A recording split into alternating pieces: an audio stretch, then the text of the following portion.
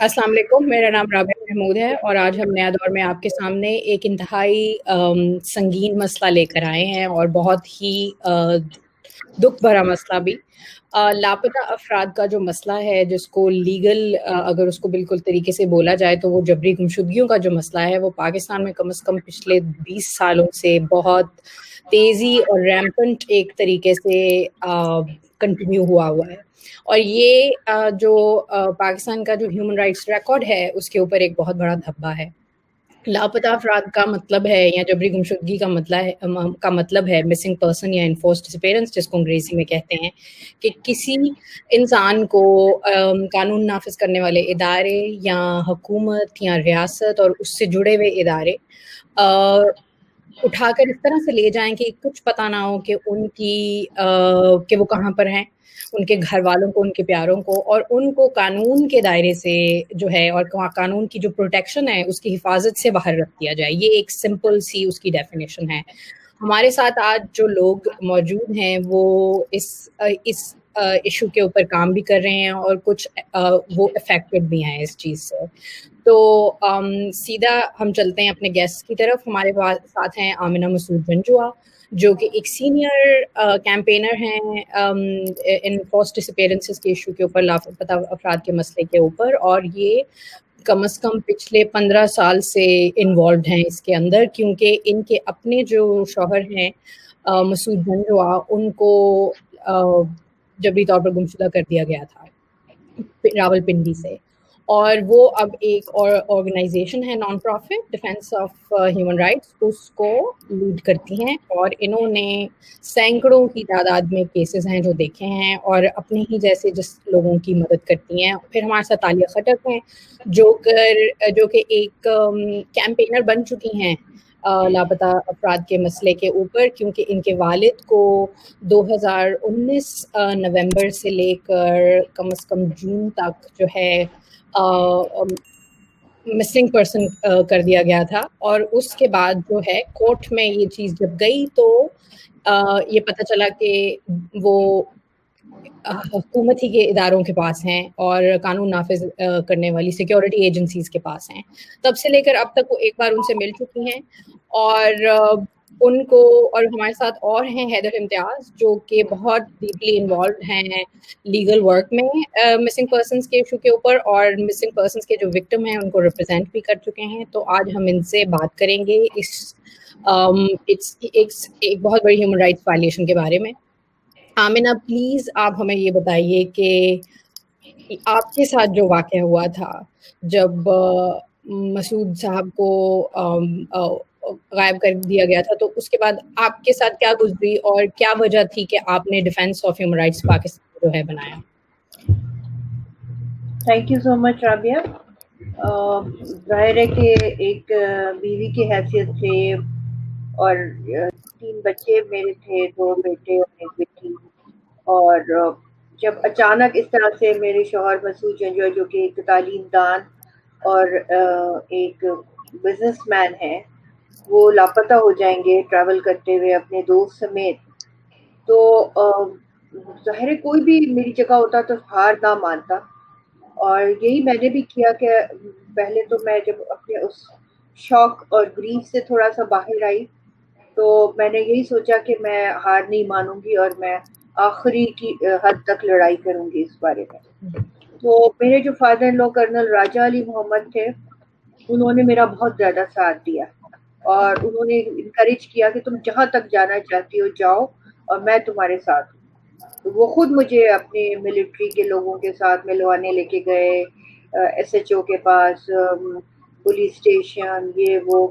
फिर जब हम पॉलिटिकली, जब इसकी कैंपेन स्टार्ट हुई 1 साल बाद, जब मुझे कोई आंसर नहीं मिला,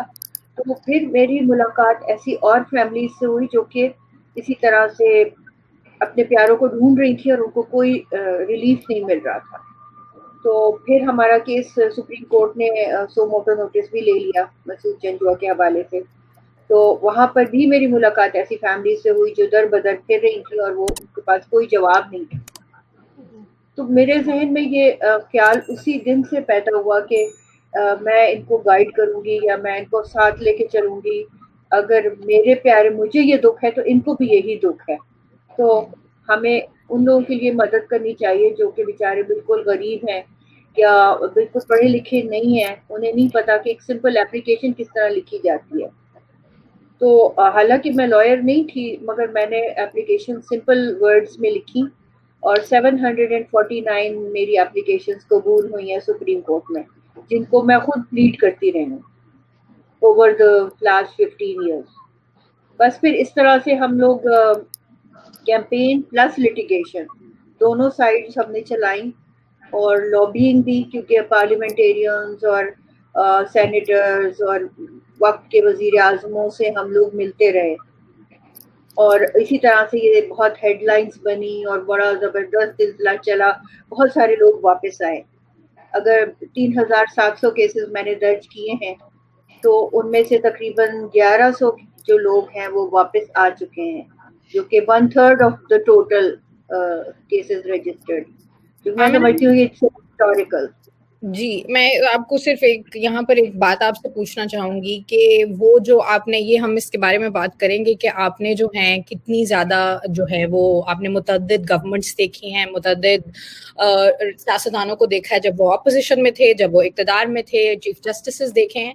کچھ یہ تھوڑا بتائیے کہ خاندان جو ہیں جب کوئی ان کے پیاروں کو لے جاتے ہیں, زیادہ تر کیونکہ جاتے ہی مرد ہیں یا لڑکے ہیں جو والد ہیں, بیٹے ہیں, بھائی ہیں, بالکل. اور یا ہسبینڈز ہیں جن کے اوپر ساری رسپانسبلٹی ہوتی ہے خاندانوں کی, تو جو فیملیز ہیں ان کے اوپر کیا گزرتی ہے؟ دیکھیں جو فیملیز ہمارے پاس آتی ہیں تو مجھے ان کے غم اور دکھ کا اچھی طرح اندازہ ہوتا ہے, being my self a victim, کہ ان کے خاندان والوں کی تعلیم نہیں ہوتی, بچوں کی تعلیم نہیں ہو سکتی, علاج نہیں ہو سکتا, عورتیں جتنی بھی ہوتی ہیں سب ایکسٹریملی ڈپریسڈ ہوتی ہیں, اتنی زیادہ ڈپریسڈ ہوتی ہیں کہ بعض کو تو فٹس پڑ رہے ہوتے ہیں. میں یہاں پہ صرف 2 کیسز کا آپ کو بتاؤں گی. ایک جو پشاور سے میری آئی تھی اور ان کا ہسبینڈ جو ہے وہ جرنلسٹ ہے, تو افنان اس کا نام ہے, اور اس کے ہسبینڈ کو تقریباً 4 سال ہو چکے ہیں اٹھائے ہوئے, اور اس کے 3 بچے ہیں, اور اس کے بعد اس کے اپنا جو باپ ہے وہ ریڑھی لگاتا ہے, اور وہ 9 بہنیں ہیں. تو باپ نے, جب وہ باپ کے پاس آئی اور اس نے کہا میرا شوہر اس طرح لاپتہ ہو گیا ہے, تو باپ نے کہا کہ دیکھو بیٹا, میں تمہارے 3 بچوں کو اور تمہارا بوجھ نہیں اٹھا سکتا, میں تو ایک فروٹ کی ریڑھی لگاتا ہوں, میرے پہلے بھی 8 اور بیٹیاں بھی ہیں. تو وہ پھر واپس چلی گئی. اب اس کا نہ سسرال میں اسے کوئی رکھ رہا ہے, نہ میکے میں اسے کوئی رکھ رہا ہے, وہ کسی رشتے دار کے ورانڈے میں ٹینٹ لگا کے رہ رہی ہے, اور وہ اس طرح سے, مطلب دیر از نو ون کہ کوئی اس کو ایک روٹی کا نوالا بھی دے. مگر اب گورنمنٹ کو سوچنا چاہیے کہ اس طرح کے لوگوں کی کوئی پرماننٹ سولوشن تو نکالیں. وہ خود بیچاری آدھی پاگل ہو چکی ہے. کمیشن میں انہوں نے ڈکلیئر کر دیا انفورس ڈس اپیئرنس کا کیس ہے, مگر آگے کچھ نہیں ہوتا. ایک اور ہے میری بہن ہے, بیچاری راولپنڈی میں ہی ہوتی ہے, اس کا ہسبینڈ 5 سال بعد بڑی کیمپیننگ کے بعد واپس آیا. اب وہ جی واپس آ چکے ہیں, مگر جی وہ ان کی اپنی ہیلتھ ایسی ہے کہ کم از کم 2 سال تو ان کا اپنا علاج ہونا چاہیے, کیونکہ وہ خود مینٹلی اپسیٹ ہے. وہ بچوں کو ڈانٹتے ہیں, بچوں کو اوپر غصہ کرتے ہیں, ان کا صبر ختم ہو چکا ہے, وہ خاموشی کے رہنے کے عادی ہو چکے ہیں. دیکھیں وہاں پہ بالکل تنہائی ہوتی ہے اور جی اندھیرا ہوتا ہے, تو وہ نہ روشنی کو برداشت کر سکتے ہیں نہ شور کو برداشت کر سکتے ہیں. جو اور وکٹم, جی ہاں جی, اور اب ان کی اور ان کے وائف کی انڈرسٹینڈنگ بھی ایک بہت بڑا مسئلہ بن چکا ہے. یعنی وہ جو بندہ اس کا شوہر تھا وہ کوئی اور تھا, جو واپس آیا ہے that is absolutely a different personality.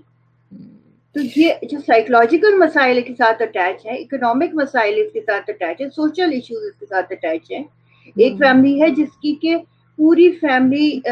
8 سال اس کے ہسبینڈ نہیں آیا, اس کی ماں نے اس کی شادی کر دی خلا لے کے بغیر اس کی مرضی کے. اب وہ اس کی بیٹی جو تھی وہ نانی نے رکھ لی, اس کا بیٹا چاچا نے رکھ لیا. یہ کہاں سے تھا یعنی خاندان؟ یہ مری سے اس کا بلونگ کرتے ہیں, ٹھیک ہے, مری گھوڑا گلی سے. ٹھیک. اور یہ اب وہ جو ہسبینڈ ابھی تک واپس نہیں آیا, وہ کسی اور کی بیوی بن چکی ہے, بیٹی نانی کے پاس پل رہی ہے اور بیٹا چاچا کے پاس. ٹھیک پورا ہے, خاندان تباہ ہو گیا. جی یہ بہت زیادہ افسوسناک اور دل دکھانے والے قصے ہیں، اور یہ جو آمنہ نے صرف 2-3 کیسز ہمیں بتائے ہیں کہ اس میں حالات اتنی، اور یہ تو ہر طرف یہ ایشو ہے پاکستان میں، کشمیر سے، اور مری کا انہوں نے پشاور کا ذکر کیا، پنڈی، اسلام آباد، لاہور، کراچی، سندھ کے اور شہر لاڑکانہ، خیرپور، حیدرآباد اور بلوچستان کے تو بہت بڑا یہ ایشو ہے، وہاں سے تو ہزاروں لوگ لاپتہ کر دیے گئے تھے، اور خیبر پختونخوا جو فارمر فاٹا تھا وہاں پہ بھی، وہ علاقوں میں بھی یہ بہت ہی زیادہ ایک مسئلہ ہے، اور ہم اس کے اوپر جو آپ نے کمیشن کا بھی ذکر کیا، ہم اس کے اوپر اور بات کریں گے حیدر کے ساتھ، آپ کی طرف ہم آئیں گے، کیونکہ اس میں جو سب سے بڑا ایشو یہ ہے کہ جو لوگ ہیں ان کو یہی نہیں پتا ہوتا کہ ان کے لوگ کہاں چلے گئے ہیں پیارے، اور وہ کوئی اینڈ ان سائٹ نہیں ہے جو لوگ چلے جاتے ہیں ان کے بارے میں کہ اچھا کیا بنے گا، کیا ان کو وکیل کریں، کیا ان کا ہاں کیس ہے، یا کیا جیل ہوں گے، کتنی دیر تک کہاں ہیں۔ میں تالیہ کی طرف چلوں گی، کیونکہ تالیہ کے جو والد ہیں وہ نومبر 2019 میں ان کو اٹھایا گیا تھا، اور پھر اگلے سال 2020 میں 9-10 مہینوں کے بعد ان کا پتہ چل گیا تھا کہ وہ کہاں ہیں۔ تو کورٹ میں جب کیس ہوا، اور یہ جو ادریس خٹک ہیں ہیومن رائٹس ڈیفینڈر، جو کہ بہت بڑے انٹرنیشنل رائٹس کے اداروں کے ساتھ خود بھی کام کر چکے ہیں، وہ ان کو ان کے کیس کو ایک امبلیمیٹک کیس کہا جاتا ہے، اس پہ یونائٹڈ نیشنز نے بہت زیادہ جو ہے لکھا ہے گورنمنٹ کو، اسپیشل پروسیجرز نے لکھا ہے، اور انہوں نے یہ بھی لکھا ہے کہ یہ جو خٹک صاحب کا کیس ہے وہ امبلیمیٹک ہے، اور سیریز آف جو جبری گمشدگیاں ہیں ان جو کہ ڈاکیومنٹڈ ہیں، اور یہ وہ کیسز ہیں جو جب یونائٹڈ نیشنز کہہ رہی ہے اور اسپیشل پروسیجرز کہہ رہے ہیں کہ یہ ڈاکیومنٹڈ کیسز ہیں، اس کا مطلب ہے کہ یہ وہ کیسز ہیں جو انہوں نے بھی ڈاکیومنٹ کیے ہیں، وہ نہیں جو یہاں پر کمیشن میں یا مختلف اداروں کے ساتھ ہیں۔ تو خٹک صاحب کے تالیہ ایک بار مل چکی ہیں ان سے آنے کے بعد، وہ پبلش بھی ہوا تھا۔ آپ مجھے تھوڑا سا یہ بتائیے کہ آپ اپالوجی کے ساتھ آمنہ سے بھی ہم بات کریں، یہ پرسنل بھی ہیں، تو ہمارا مقصد یہ نہیں ہے کہ لوگ جو ہیں اس سے بات کر کے مطلب بہت زیادہ دکھی ہو جائیں، تو آئی ایم ریئلی سوری کہ اگر ڈیفیکلٹ لگے آپ کو یہ بات کرتے ہوئے۔ تو آپ مجھے یہ بتاؤ کہ کیا ہوا تھا جب آپ یو ور اے اسٹوڈنٹ، اور آپ کو eventually you had to come forward appeal کے ساتھ، تو جب وہ کیسا وقت تھا آپ کے لیے، اور ابھی بھی چیزیں اتنی شور نہیں ہیں، تو کیا گزر رہی ہے آپ کے اوپر، اور بہن ہے آپ کی ایک، کچھ بتائیے گا۔ Thank you so much. I think کہ جب یہ پہلی بار ہوا تو کافی ٹائم کے لیے، کچھ صرف تھوڑے سے دن نہیں، کافی مہینوں کے لیے مجھے یقین ہی نہیں آ رہا تھا کہ یہ ہمارے ساتھ ہو سکتا ہے، ایون تو مجھے پتا تھا کہ ایسے ہوتا رہتا ہے پاکستان میں، نہ یہ پہلی بار تھا کہ میرے پاپا کے ساتھ ایسے ہوا، اور نہ یہ آخری بار تھا، اس کے بعد بھی کافی زیادہ کیسز ہوئے ہیں۔ لیکن آپ بالکل ایک نارمل اسٹوڈنٹ ہوتے ہو یونیورسٹی میں، نارمل کلاسز چل رہی ہوتی ہیں، نارمل آپ کے جس ہفتے یہ ہوا تھا اسی ہفتے میرے ایگزامز بھی چل رہے تھے، اور بالکل سب کچھ نارمل چل رہا ہوتا ہے، اور پھر ایک دم سے آپ کے لائف میں آپ کا اونلی پیرنٹ جو پاکستان میں آپ کے ساتھ رہتا ہو وہ آپ سے لے لیے جائیں، جیسے وہ کبھی ایگزسٹ ہی نہیں کرتے تھے، جیسے ان کی کوئی لائف نہیں تھی، ان کی کوئی رسپانسبلٹی نہیں، کوئی بچے نہیں، جیسے بس وہ کوئی تھے ہی نہیں، بس ان کو اسی طرح اٹھا لیا جیسے۔ اور پھر اس کے بعد انہوں نے رسپانسبلٹی بھی نہیں اٹھائی، کیونکہ کافی مہینوں تک ہمیں نہیں بتایا جا رہا تھا کہ وہ کدھر ہیں، انہوں نے کیا کیا، وہ واپس ان کو کب، ابھی بھی ہمیں یہ نہیں بتایا کہ وہ واپس کب آئیں گے۔ لیکن وہ پوری انسرٹنٹی میرے اور میری فیملی کے لیے ساری ہماری لائف کو ایک پاز پہ لگا دیا، کیونکہ میری جتنی یونیورسٹی لائف ہے میں نے ساری یونیورسٹی لائف اسی میں گزار دی تھی، وہ گلٹ میں، کیونکہ میں نہ باہر جا کے اگر میرا دن اچھا نہیں گزرتا، کیونکہ مجھے پیچھے گلٹ ہوتا ہے کہ پیچھے میری پوری فیملی ٹوٹ چکی ہے، کیونکہ ہمیشہ وہ انسرٹنٹی رہتی ہے۔ اور اسی طرح ابھی جس طرح میری بہن کا ابھی بچہ ہوا ہے، اور وہ میرے پاپا کا وہ پہلا گرینڈ سن ہے، بلکہ گرینڈ سن ہے، اور وہ دیکھ بھی نہیں سکتے، وہ نہ مل سکتے ہیں، اور ایسا لگ رہا ہے جیسے ہماری لائف کو بالکل پاز پہ لگا دیا گیا ہے، ہمارے ارد گرد ساروں کی زندگی اسی طرح ہی چل رہی ہے، لیکن ہمارے لیے وہ بالکل رک گئی ہے. اور پھر ہمارے علاوہ اگر میں سوچوں باقی کیسز کے لیے، اور ان کے لیے بھی سالوں سے ان کے لوڈ ونس کو اٹھا دیا جاتا ہے، اور ان کی اور پھر کیونکہ وہ فائنینشلی کوئی ان کو نہیں پرووائڈ کر سکتا تو ان کو اسکول سے نکلنا پڑتا ہے. اور لوگ اپنے پیرنٹس کو پہچان ہی نہیں پاتے جب وہ واپس آتے ہیں، جس طرح آپ نے پہلے بولا. تو یہ بھی کافی زیادہ آپ کو ڈر ہوتا ہے، آپ کے دماغ میں یہ پیچھے چل رہا ہوتا ہے کہ اگر وہ واپس آئے بھی تو آپ کی زندگی اس طرح نہیں ہوگی جس طرح پہلے تھی، اور سب کچھ بدل چکا ہوتا ہے، اور کوئی رسپانسبلٹی بھی اس کا نہیں اٹھاتا کہ اگر یہ ہوا ہے تو اگر آپ کو کوئی ہیلپ کرے، کوئی بھی ہیلپ نہیں کرتا گورنمنٹ سے. اور ہاں، تو آئی تھنک وہ انسرٹنٹی سب سے زیادہ مشکل ہوتا ہے. حیدر میں آپ کی طرف آنا چاہتی ہوں. یہی جو بات ہے ساری اس کو لے کے، انسرٹنٹی کو لے کے، اور یہی کہ جو اس کا ایک بہت بڑی وجہ، تو اصل وجہ تو یہ ہے کہ لوگوں کو پتہ ہی نہیں ہے کہ لوگ کہاں ہیں، کوئی لیگل پروسیس کس طرح سے فالو کریں. جی thank you Rabia for inviting me. پہلی بات تو یہ ہے کہ ریاست یہ ماننے کے لیے تیار ہی نہیں ہوتی کہ یہ شخص جو ہے ہماری کسٹڈی میں ہے. اور اس کی سب سے بڑی وجہ یہ ہے کہ وہ ایسے سرکمسٹانسز میں شخص جو بھی جس کو اٹھایا جاتا ہے اس کو عمومی طور پہ جو کیسز ہیں ان میں ہم زیادہ تر ہم دیکھتے ہیں کہ ایسے سرکمسٹانسز میں اٹھایا جاتا ہے کہ یہ اسرٹن کرنا بہت مشکل ہوتا ہے کہ اس کو آیا کوئی اٹھا کے یا گرفتار کر کے لے کے گیا ہے یا کوئی حادثہ ہو گیا اس کے ساتھ. یعنی کہ وہ اتنی اس کے ارد گرد اتنی زیادہ ایمبیگوٹی ہوتی ہے اس انسیڈنٹ کے اراؤنڈ کہ یہی اسرٹن کرنا کہ بھئی آیا اس کو سرکار کے یا ریاست کے کوئی ادارے اٹھا کے لے کے گئے ہیں، کوئی اہلکار اٹھا کے لے کے گئے ہیں، یا وہ اس کے ساتھ کوئی اور معاملہ ہو گیا. اور لہٰذا اس کی وجہ سے یہ موقع مل جاتا ہے سرکار کو یا سرکار کے ان اداروں کو جن کے اوپر عمومی طور پہ وہ ایک ایلیگیشن ریز کی جاتی ہے کورٹ میں کہ جی انہوں نے اٹھایا ہے. ان کے پاس یہ موقع ہوتا ہے کہ وہ اس کو ایزیلی اس انسیڈنٹ کو ڈینائی کر دیں، اپنی انوالومنٹ کو ڈینائی کر دیں، اور وہ کہیں کہ جی کیا ایسا ثبوت ہے کہ آپ لے کر آ سکیں یا آپ شو کر سکیں کوئی ایسے سرکمسٹانسز کہ جی ہم نے کیا ہے. اور جب ان کے پاس یہ اسپیس کریٹ ہوتی ہے تو وہ پھر آلٹرنیٹ نیریٹیوز بھی کریٹ کر دیتے ہیں. جس طرح میرے کیس میں انہوں نے کہا کہ جی وہ شخص افغانستان چلا گیا ہوگا، اور پھر انہوں نے اس کے متعلق ایک اس زمانے میں ٹرائبل ایریا تھا، ابھی تو مرج ہو گیا، لیکن وہ ٹرائبل ایریا کے ایک آفیشل کی کوئی انہوں نے رپورٹ بھی دے دی کہ جی یہ شخص جو ہے پتہ نہیں کسی جرم میں وہاں پہ جو ہے وہ شاید نامینیٹڈ بھی ہے. تو لہٰذا انہوں نے کہا جی دیکھیں لاسٹ اس کی پریزنس کہیں یہاں تھی اور اس کے بعد آگے کہیں افغانستان چلا گیا ہوگا. جبکہ اس کی فیملی یہ الج کری تھی کہ جی اس کو اس کے گھر کے سامنے سے جو ہے وہ ایک گاڑی آئی ہے اور اس میں انہوں نے ڈال کے وہ لے گئے. اب کون لے کے گئے ہیں؟ نہ اس گاڑی کے اوپر کوئی کچھ لکھا تو نہیں ہے، نہ اس کی کوئی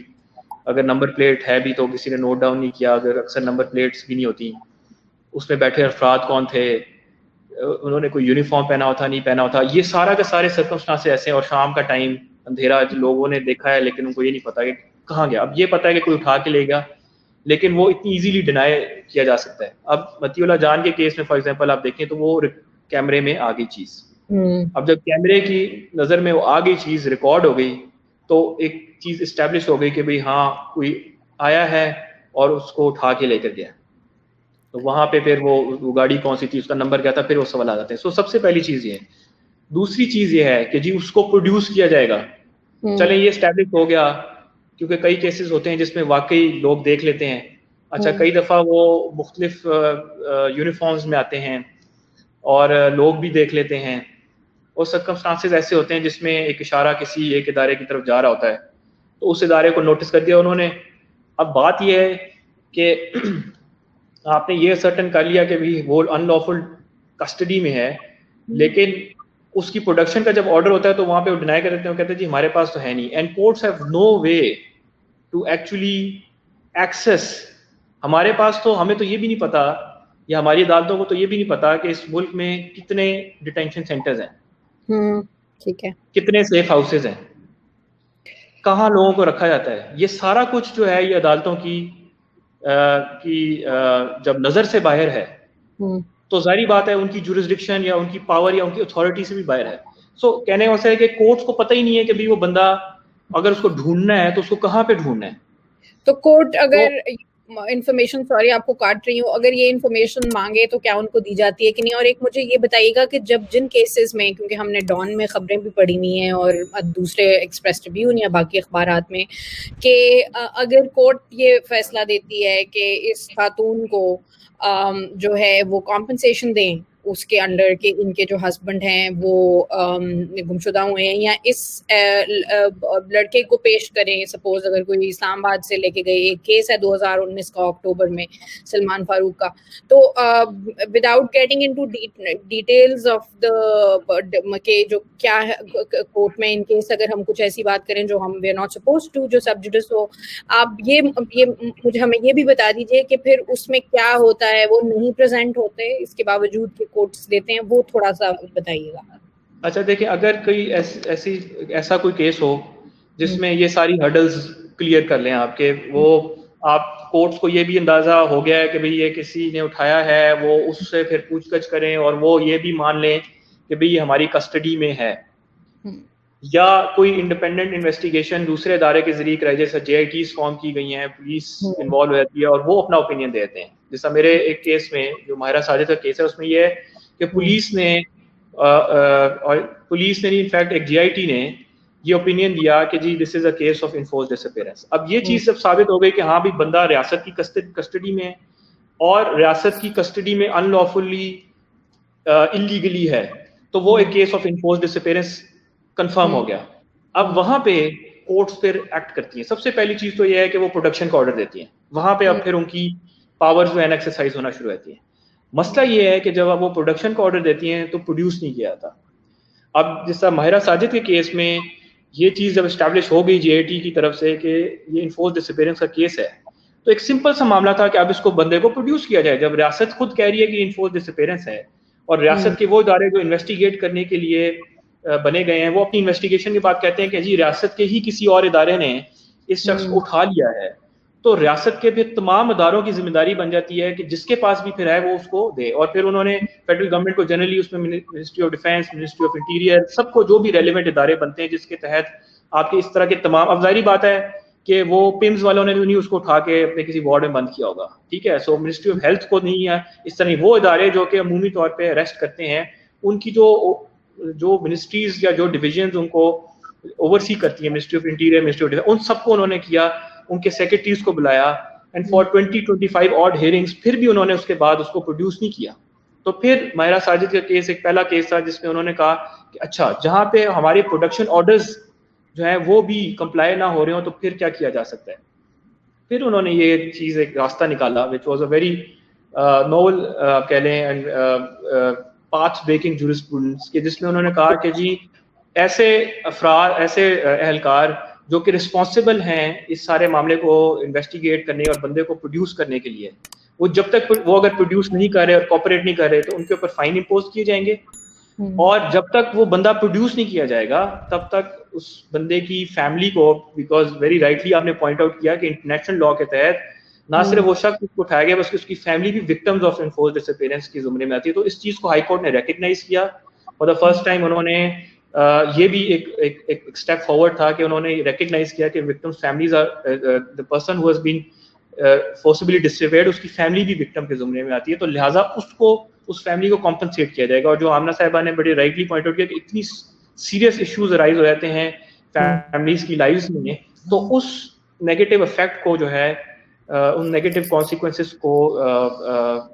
تھوڑا سا میٹیگیٹ کرنے کے لیے کمپنسیشن جو ہے ایوارڈ کرنے کی انہوں نے بات کی. سو ماہرہ ساجد کے کیس میں انہوں نے کہا کہ جب تک وہ شخص، اس شخص کو پہلی بات کہ اس کو پروڈیوس کیا جائے نہیں، جب تک پروڈیوس ہوتا، اور پروڈیوس کیا جائے جب تک نہیں پروڈیوس ہوتا تو اس کی فیملی کو کمپنسیشن دی جائے. اور تھرڈلی یہ کہ وہ اہلکار جو کہ کورٹ کے سامنے اسٹیبلش جن کے بارے میں جن کا کنڈکٹ ہو چکا ہے کہ وہ انہوں نے یا تو انویسٹیگیشن میں لیپس کی، یعنی کہ starting from the S H O جس نے جب وہ بندہ اٹھایا گیا تھا تو اس کو ریفیوز کر دیا to register an F I R, اس شخص سے لے کے وہ تمام افراد، سیکرٹری ڈیفینس اور یہ سارے جو کہ رسپانسبل ہیں for the production of that person لیکن وہ نہیں کر رہے، ان سب پہ فائنز امپوز کیے. So these are 3 things. تو اس میں کیا کمپنسیشن ملی پھر جی, لیکن انفارچونیٹلی 2016 میں یہ کیس ہوا. 2016 میں یہ پہلے گیا کمیشن میں, کمیشن نے جو اس کا طریقہ کار ہے اس کے مطابق وہ دے فیل ٹو مطلب ریکور دا پرسن, اور اس پہ ہم بے شک بعد میں بات کر سکتے ہیں کہ کس طرح کمیشن بھی بالکل ایک ان افیکٹو باڈی ہے, بٹ وہ فیل ہو گیا پھر بیکاز ایڈیکیٹ ریمیڈی یا جو آلٹرنیٹ ریمیڈی تھی وہ نہیں کوئی اویلیبل تھی, تو لہٰذا ہائی کورٹ گئے. ہائی کورٹ نے جب یہ ساری کاروائی کی 2018 میں اس کی ججمنٹ آئی ہے. 2018 سے آج 2021 آ گئے, اس خاتون کو 1 روپیہ نہیں دیا سرکار نے. ٹھیک ہے, یہ اچھا, یہ آپ نے تھینک یو, یہ آپ نے ڈیٹیل میں ہمیں بتایا ہے. یہ یقیناً ایک ایسا کیس تھا کہ جو کورٹ کی جو ورڈکٹ تھی اس کے اوپر اور جو ججمنٹ تھی وہ ساؤتھ ایشیا میں لائرز نے بہت انٹرسٹ سے دیکھی تھی, بیکاز یہ مسئلہ گمشدگیوں کا اور بھی جنوبی ایشیا کے ممالک میں ہے, اور اس کو سمجھا گیا تھا کہ ایک بہت فارورڈ, ایک بہت ہی ایک ایڈوانس قسم کا ججمنٹ ہے, اور اس کو بہت ویلکم کیا گیا تھا. مگر یہ ایک ریالٹی ہے کہ پوری ایک مشینری ہے جو اس وکٹم کے کو نہ تو اس کا حق دینا چاہتی, نہ بندہ واپس کرنا چاہتی, بلکہ اس کے اگینسٹ کام کیا. اچھا, کیونکہ وقت کم ہے تو ہم instead of doing another round, آپ بالکل کوئکلی شارٹلی میں آپ سے ہی بات کرتی ہوں اور پھر میں تالیہ اور آمنہ کی طرف جاؤں گی کہ یہ بتا دیجئے کہ جو کمیشن کا جو پلیز مختصر طریقے سے جو کمیشن ہے وہ اس کے ابھی آئی سی جے نے کافی ہارڈ ہٹنگ ایک رپورٹ بھی انالیسس بھی دیا ہے کہ کمیشن کا جو کانڈکٹ ہے وہ کام ہے اپنا نہیں کر پائے, تو اس کو تو جو ہے وہ ڈیزالو کر دینا چاہیے اور کوئی اور باڈی ہونی چاہیے اس کو دیکھنے کے لیے. ایک طرف اس کے اوپر بتائیے کہ یہ کیوں سکسیسفل نہیں ہے. جی دیکھیں, میں بڑا بریفلی بات کروں گا. دیکھیں, کمیشن اس لیے بنا تھا کہ لوگوں کو ایکٹیولی ٹریس کیا جائے. اس کا مطلب یہ ہے کہ ان کو ٹریس کیا جائے آل دا وے جہاں پہ وہ بند ہیں وہاں سے. یہ نہیں کہ دفتروں میں بیٹھ کے نوٹسز جاری کر کے انہی لوگوں سے درخواستیں کر کے کہ جی بندہ واپس کر دو, یہ نہیں تھا. وہ یہ تھا کہ the commission will actively investigate these cases, actively اپنے دفتروں سے نکل کے فیلڈ میں جا کے لوگوں کو ٹریس کریں گے, انسپیکشنز کریں گے, فائنڈ آؤٹ کریں گے کہاں ہیں لیگل ڈیٹینشن سینٹرز, اور جو ڈکلیئرڈ انٹرنمنٹ سینٹرز ہیں وہ تو ہے ہی ڈکلیئرڈ وہاں پہ, اور وہاں سے لوگوں کو بازیاب کریں گے. Number 1 it has completely failed. یہ ان کا مینڈیٹ ہے commission for inquiry of enforced disappearances کا. سر یہ ان کا دیکھیں نا, بات یہ ہے کہ سرے سے انہوں نے اپنی جو مینڈیٹ ہے اس کو فلفل نہیں کیا. مین چیز جو سب سے تھی وہ یہی تھی کہ انہوں نے کمیشن آف انکوائری جو ہے basically it was supposed to inquire into disappearances, تو یہ انہوں نے جو ہے وہ جو انکوائریز کرنی تھی, انویسٹیگیشنز کرنی تھی, وہ ایکٹیولی پروایکٹیولی فیلڈ میں جا کے وہ نہیں کی. نمبر 1. نمبر 2, انہوں نے کسی قسم کی جہاں پہ لوگ بازیاب ہو گئے وہ کس طرح ہوئے کہ وہی کہ دفتر میں بیٹھے ہیں, ایک عدالت بنا لی, اس میں کوئی کیس آیا نوٹس کر دیا, پھر اس نوٹس پہ نوٹس پہ نوٹس پہ نوٹس کرتے رہے. ایک جے آئی ٹی کا انہوں نے کانسیپٹ لے کر آئے, لیکن وہ جے آئی ٹیز بھی جو ہیں اس میں وہی ادارے سارے ہیں جن کے اوپر الزام ہوتے ہیں. انہی اداروں پہ مبنی ایک جے آئی ٹی بنا دی. بیسیکلی ان اداروں کو ساتھ کوآپٹ کر لیا اور کہا کہ جی آپ برائے مہربانی جو ہے وہ بندہ پروڈیوس کر دیں. وہ اگر کر دیں تو ٹھیک ہے, نہیں کریں تو کمیشن اس سے آگے کچھ نہیں کرتا. تو لہٰذا ایک یہ چیز. دوسری چیز یہ کہ یعنی کہ وکٹمس کو یا وکٹم فیملیز کو انہی کے رحم و کرم پہ چھوڑ دیا, خود کچھ نہیں کرنا. صرف ایک پلیٹ فارم بنا دیا گیا which is basically channel, communication channel between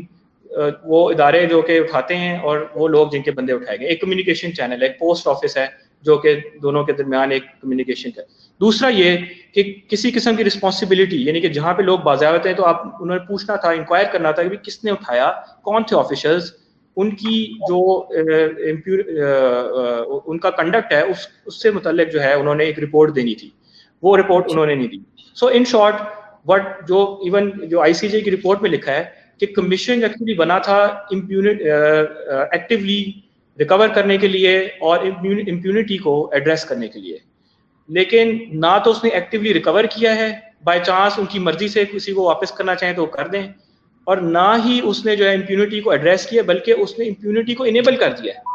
کیونکہ اب مسئلہ یہ ہے کہ یہ کمیشن جو ہے یہ بن گیا ایک آلٹرنیٹ ریمیڈی اور پہلے لوگ کیونکہ 199 آرٹیکل 199 کے تحت ہائی کورٹ چلے جاتے تھے, ہیبیس کارپس پٹیشن فائل کر دیتے تھے, لیکن اب کیونکہ ایک آلٹرنیٹ ریمیڈی ایگزسٹ کر رہی ہے تو لہٰذا وہ یہی کہتے ہیں کہ جی پہلے آپ ادھر چلے جائیں. تو بیسیکلی عدالتوں میں معاملات جانے کے بجائے ادھر ڈائیورٹ ہو گئے, اور ادھر بیسیکلی ایک لانگ لائن ہے, ایک لانگ ویٹ ہے, اور کوئی سرٹنٹی نہیں ہے, کوئی آپ کے بہاف پہ جا کے ایکچولی فیلڈ میں جا کے انکوائر کرنے کے لیے تیار نہیں ہے, اور کوئی ان لوگوں کو اکاؤنٹیبل ہولڈ کرنے کے لیے تیار نہیں جنہوں نے اٹھایا. جی بالکل یہ آمنہ کی طرف کے اگین اب ہم لوگ وے شارٹ آن ٹائم کہ یہ جو لیگل فریم ورک کی بات ہے تو ہم آتے ہیں, یہ جو گورنمنٹ نے, جو پی ٹی آئی گورنمنٹ نے ایک بہت ویلکمنگ چیز تھی کہ انہوں نے کہا ہے کہ ہم کرمنلائز کریں گے ڈسپیرنسز کو, ہم کنونشن جو ہے اس کو بھی ریٹیفائی کریں گے. اس کے اوپر جو منسٹر ہیں ہیومن رائٹس کی وہ تو بہت زیادہ مرتبہ اس کے اوپر بات کر چکی ہیں, آپ ان کے ساتھ ملتی بھی رہی ہیں, اور وہ اکثر ٹویٹر کے اوپر بھی یہ کہتی ہیں کہ یہ لا منسٹری کے پاس ہم نے ڈرافٹ کر کے بھیج دیا ہے. اور آپ بھی بس مائی اپالوجیز بریفلی یہ بتائیے گا کہ یہ جو بل ہے کرمنلائز کرنے کا کہ انفورس ڈس اپیئرنس کو ایک کرائم قرار دے دیا جائے, جبری گمشدگیوں کو لاپتہ کرنے والے جو ایکٹ ہے لوگوں کو, وہ آپ نے کیا آپ لوگوں کے ساتھ سول سوسائٹی کے ساتھ, کیونکہ آپ سول سوسائٹی کو بھی ریپرزینٹ کرتے ہیں, آپ in families of the despaired کی بھی ایک نمائندہ ہیں, تو اس میں کبھی آپ لوگوں نے وہ کیا بل دیکھا, کنسلٹیشنز کوئی ہوئی, اور پھر یہی کہ جو کمیشن ہے اس کے ساتھ آپ کا جو کیسا ہے ایکسپیرینس؟ جی ہاں بالکل, کمیشن کا تو یہی ہے کہ دیکھیں جب وہ اسٹارٹ ہوا تھا 2010 اور اب ہے 2021, تو یعنی 11 سال اس کمیشن کو ہو گئے ہیں. تو کوئی تو ایک ٹائم فریم ہونا چاہیے نا کہ گورنمنٹ آخر کتنا لیوریج دے گی ایک ادارے کو, کتنا اس کو آزمایا جائے گا. اور اس میں جب 137 کیسز سے وہ اسٹارٹ ہوا تھا اور آج 7,000 سے زیادہ کیسز وہ رجسٹر کر چکا ہے. تو دیکھیں ان کا مینڈیٹ یہ تھا کہ یہ اس ایشو کو ایڈریس کریں اس طرح سے کہ ریکمینڈ کریں کہ یہ کیوں ہوتا ہے, اور اس کو ختم کرنے کا, اس ہینیس کرائم کو ہمیشہ کے لیے ختم کرنے کے لیے ایفرٹس کریں, ریکمنڈیشنز دیں. تو وہ ہمیشہ سے جو ان کی رپورٹیں ہوتی ہیں وہ خفیہ ہوتی ہیں, کلاسیفائڈ ہوتی ہیں, وہ کسی اسٹیک ہولڈر کو نہیں ملتی. تو پھر وہ کمیشن جو کہ 11 سال سے چل رہا ہے, اس کی رپورٹ آج تک سامنے نہیں آئی کہ اس نے کیا ریکمنڈیشن دی. ان کا مینڈیٹ ہے کہ وہ جو پرپیٹریٹرز ہیں, جو افسران یا ادارے اس میں انوالو پائے جائیں گے, وہ ان کے خلاف ایکشن کرے گا, ان کے خلاف کیسز درج کرے گا. وہاں پہ جو لینگویج استعمال ہوتی ہے وہ خلا کو بہت زیادہ مشکل سے داخلے کی اجازت ہوتی ہے, بڑا ڈسکریج کیا جاتا ہے اگر کوئی وہاں جائے فیملی کو ہیلپ کرنے کے لیے. اور فیملی کے ساتھ رویہ یہ ہوتا ہے کہ وہاں پہ انگریزی بولی جا رہی ہوتی ہے, تو جو پشتو سپیکنگ ہے, پنجابی سرائکی سپیکنگ ہے, یا بلوچی سندھی سپیکنگ ہے, انہیں تو سمجھ ہی نہیں آ رہا ہوتا کہ یہ ہو کیا رہا ہے یہاں پہ. کورونا کے دنوں میں یعنی جب لاک ڈاؤن تھا یا اس کے بعد بھی کم از کم 6 مہینے کمیشن نے فیملیز کو بلایا ہی نہیں سرے سے, یعنی جو بھی مرضی انہوں نے رپورٹ لکھی ان کی فائل میں لگا دی. فیملیز ہمیں فون کر کر کے تھک گئیں کہ ہمارے لیے ہمیں بتائیں کہ ہمارے کیا ہو رہا ہے, ہماری ہیئرنگ نہیں ہو رہی. تو جب ان سے پوچھتے تھے ہیئرنگ تو ہو گئی اور ہیئرنگ تو فلانی ڈیٹ کو ہو گئی, تو ہم پوچھتے تھے بلایا کیوں نہیں, کہتے نہیں وہ آج کل آرڈر نہیں ہے بلانے کا. اور وہ جو وہاں پہ آرڈر پاس ہوتے ہیں وہ اتنا سیکریٹ ڈاکیومنٹ ہے کہ وہ تو فار ایئرز آف لیٹیگیشن چاہیے وہ آرڈر حاصل کرنے کے لیے. دیکھیں یہ غریب لوگ ہیں, ان کے لیے ٹریولنگ ایکسپینس بھی بہت مشکل ہے, وہ قرض لے کے آتے ہیں یہاں, اور جو 7 سال سے آ رہے ہیں, جو 5 سال سے آ رہے ہیں, تو وہ تو پاگل نہیں ہوں گے تو اور کیا ہوں گے. اچھا یہ میں کیونکہ وقت کی کمی کے پاس کی وجہ سے میں آپ کو صرف اتنا کہہ رہی, یہ مجھے ہمیں بتا دیجیے کہ جو کنسلٹیشن پروسیس ہے یہ جو لا پاس کرنے ہاں جی, شری مزاری صاحبہ جو منسٹر آف ہیومن رائٹس ہیں, آپ اس میں ہیں, اس کے پروسیس میں شامل تھیں, کوئی کنسلٹیشنز ہوئی, آپ نے وہ ڈرافٹ دیکھا ہے کہ کیا لکھا ہے اس میں؟ نہیں, ہم کو شامل نہیں کیا گیا ہے اسٹیک ہولڈرز کو, اور وہ اپنی ہی انہوں نے ایک کیبنٹ کمیٹی بنا کے اس کو ڈرافٹ کیا ہے, اور اس کے بعد انہوں نے شری مزاری صاحبہ کے کہنے کے مطابق انہوں نے لا منسٹری کو دے دیا ہے. مگر لا منسٹری اس کو تقریباً 2.5 سال سے لے کر بیٹھی ہوئی ہے, اور اس کو آگے نہیں چلا رہی, یعنی کہ نہ اس پہ ڈسکشن ہو رہی ہے, نہ اس کی کے اوپر کوئی پیش رفت نہیں ہو رہی. جبکہ تقریباً گزشتہ 12 سال سے حکومت پاکستان یونائٹڈ نیشنز میں یہ کہہ رہی ہے, جو یونیورسل پیریوڈک ریویو ہوتا ہے, انسانی حقوق کا تمام ریکارڈ چیک ہوتا ہے ہر ملک کا, اور پاکستان کا جو ریکارڈ ہے وہ 2022 میں چیک ہونا ہے. جی 2022 میں چیک ہونا ہے, اور اس پہ 194 کنٹریز اس کے اوپر انگلیاں اٹھائیں گی اور وہ بتائیں گی کہ آپ نے یہ کیا ہے, یہ کیا ہے, یہ کیا ہے. خاص طور سے انفورس ڈس اپیئرنس کے حوالے سے پاکستان کی گورنمنٹ گزشتہ 12 سالوں سے کہہ رہی ہے کہ ہم نے قانون پاس کریں گے, اور وہ ابھی تک پاس نہیں ہوا. تو یہ بتائیں کہ یہ انٹرنیشنلی بھی ہم کتنا زیادہ اس میں سفر کریں گے, یہ پاکستان کا عزت و وقار, پاکستان کا امیج کتنی بری طرح سے شیٹر ہو رہا ہے. بہت شکریہ آمنہ اور حیدر. تالیہ, اب ہمارے پاس جیسے بالکل آخر میں ہے, آپ پلیز کچھ کہنا چاہیں گی, اس میں کوئی اپیل ہے آپ کی طرف سے, کیونکہ آپ نے جب سٹارٹ کیا یہ اپنی کیمپین بھی تو جو ہے آپ یو کیم انٹو پبلک اور آپ نے اپیل کیا کہ آپ کے والد کو جو ہے وہ ریٹرن کر دیا جائے. تو اب بھی آپ نے لوگوں کو بھی دیکھا ہے کیسز کو, اور تو آپ کچھ کہنا چاہیں گی اس کے اوپر کہ گمشدہ لاپتہ افراد کے مسئلے میں یا اپنے والد کے کیس کے بارے میں؟ ہاں, میں آپ ہی کی بات آگے بڑھانا چاہوں گی کہ جس طرح کورٹ ہیئرنگ میں کے آرڈرز ہم نہیں دیکھ سکتے, اور جس طرح وہ ڈیسیجن وہ آگے کرتے رہتے ہیں. جس طرح ابھی بھی 2 weeks ago ہمارا ایک کورٹ ہیئرنگ ہوا, لیکن اور انہوں نے تب بولا کہ 2-3 days میں ہم ڈیسیجن دیں گے, لیکن ناؤ اٹس بن 2 weeks اور ہمیں کوئی ڈیسیجن نہیں ملا. تو it keeps getting postponed, اور ہمیں یہی کہ 1 مہینے کے بعد دوسرا مہینہ, دوسرا تیسرا مہینہ, اور اسی طرح آپ کے 1-2 سال کتنے سال گزر جاتے ہیں, اور فیملیز کو کوئی اندازہ نہیں ہوتا کہ کب ہوگا, کیا ہوگا, کس طرح ہوگا. اور آئی تھنک کہ پاکستان کو اور پاکستان کے علاوہ باقی کنٹریز کو بھی یہ آئیڈینٹیفائی کر لینا چاہیے کہ کڈنیپنگ ایک جرم ہے, چاہے وہ کوئی ادارہ کرے یا کوئی بھی کرے, لیکن کڈنیپنگ ہمیشہ ایک جرم ہی رہے گا. اور اس کے لیے انہوں نے جس طرح وہ بل بھی بنایا, لیکن دے نیور پاس دا بل. تو آئی تھنک کہ ابھی کیونکہ ہم ہر دن آلموسٹ ہر ہفتے ہمیں ایک دوسری نیوز مل رہی ہوتی ہے کہ کسی اور کے ساتھ یہ ہوا, اور اسی طرح فیملیز وہ بالکل ٹوٹ جاتی ہیں. تو آئی تھنک کہ کنٹریز کو ایک ساتھ اسٹیپس اٹھانے اس کو کرمنلائز کرنے کے لیے. اور سب سے اسکیری بات یہ ہے کہ اگر یونائٹڈ نیشنز بھی